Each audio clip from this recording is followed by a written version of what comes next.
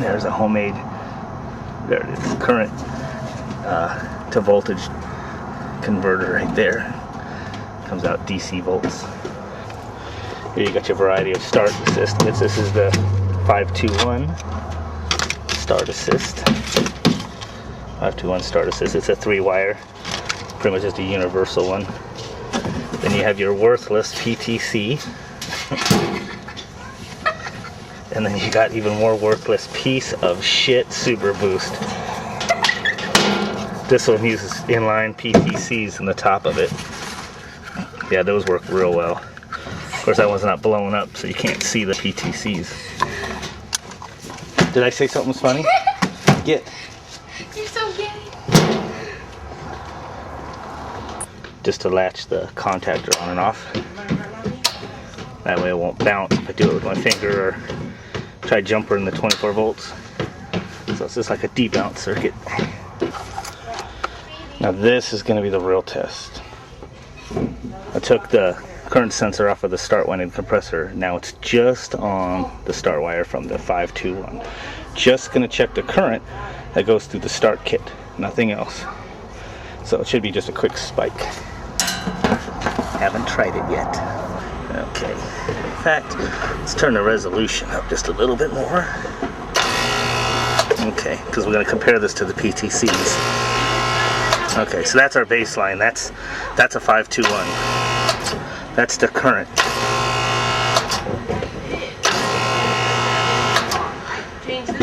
Start after start after start. This test is getting delayed because I got to chill down my PTC type start assists. And I think my PTC's cooled down enough to try it, because I bet you it's only going to get one shot. Oops, almost forgot to hook up my sensing probe to that. Yeah, hopefully it's all hooked up right. I don't want to have to cool that thing down in the freezer again. Lights, camera, action. Let's watch the current. I'm not even going to bother with the voltage anymore. Okay, so you got the little inrush of current. Now the unit's running. Get that PTC good and hot. Okay, now that's only a 10-second run time. Let's see what we get for the next time. Oh, absolutely nothing. Let's try that again. Oh, nothing. Wow. Okay. Let's wait a few seconds. See, zero. Nothing. All I'm doing is turning it on and off. My cheater here. Nothing. So I'm only running it like 20 seconds. You could wait 20 seconds and ain't got nothing.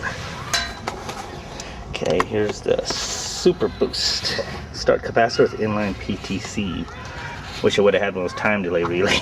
That would be really fucked to watch. Anyway, hopefully I didn't break any wires, but I got my current sensor on the wire. That sucker's good and cold because it's been in the freezer for at least 10 minutes. I want best current. Start it up. Obviously a PTC with a start capacitor in line gives way more starting current than just the PTC alone. Okay, let's wait a few seconds. Let's try it again. Holy shit, that was worthless. Oh boy, so if your power goes off, sucker needs to restart. Nothing.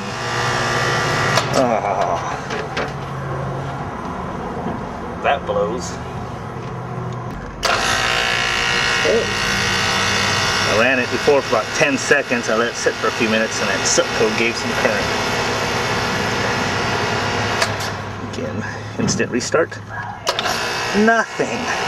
521 or a kickstart or a real hard start kit with a potential relay and start capacitor will give you full current assist every time. I'm gonna let this sucker run a few minutes. That would have been a Goodman Desert Series. Oh my, that sucker would be moved over there. I would have dug a trench. Better yet, I would have dug a trench and moved that sucker into the neighbor's backyard. But ream's nice and quiet. Tried and true fan design. Fans don't fall out. Blades don't go out of balance when the pigeon shits on it. Take tons of abuse. Especially this one, all the shit I've done to it. While I'm waiting for a good lengthy cycle to heat up that POS SuperBoost, I'll show you something about the voltage here. Going across the contact, line voltage, 250. That's the POS meter, but that's that one. Going across, run to start, hopefully I don't get juiced. What do we got? 430. That's the high voltage that pulls in a coil and disconnects your start cap on a potential relay. Okay. Ooh, that's hot. See, that's how they work. The dome has a PTCs in it. Yeah, it's starting to get hot now. The whole time that a unit runs with a PTC, it gets hot and hotter. Plus, right now it's like 70 degrees, maybe probably more like 65 out in Phoenix. And in the summer, those suckers don't cool off when it stays 150 inside this box on the off cycle. So, alright, it ran for like 3, 4, or 5 minutes. Let's check it again.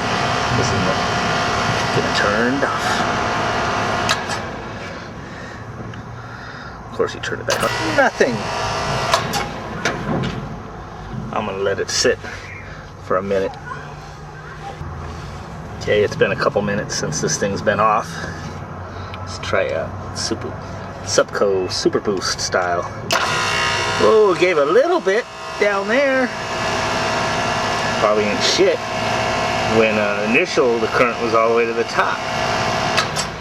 Of course, wait 10 seconds. Restart it again.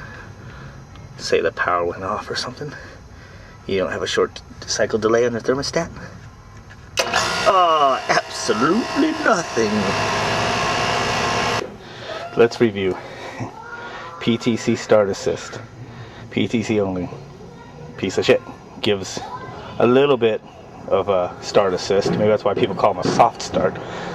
Worthless on instant restarts.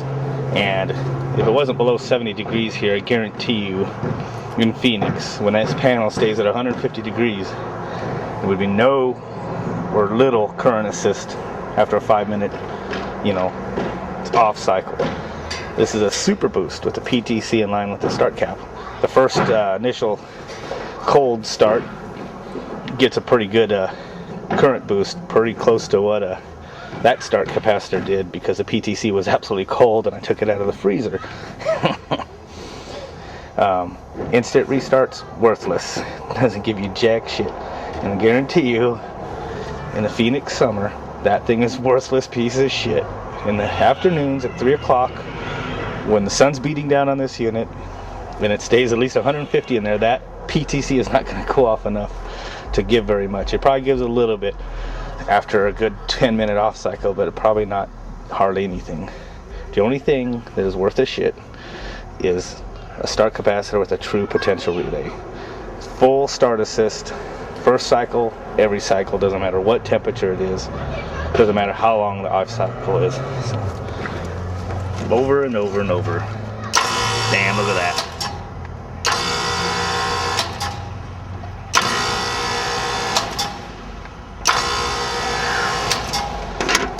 Full current every time.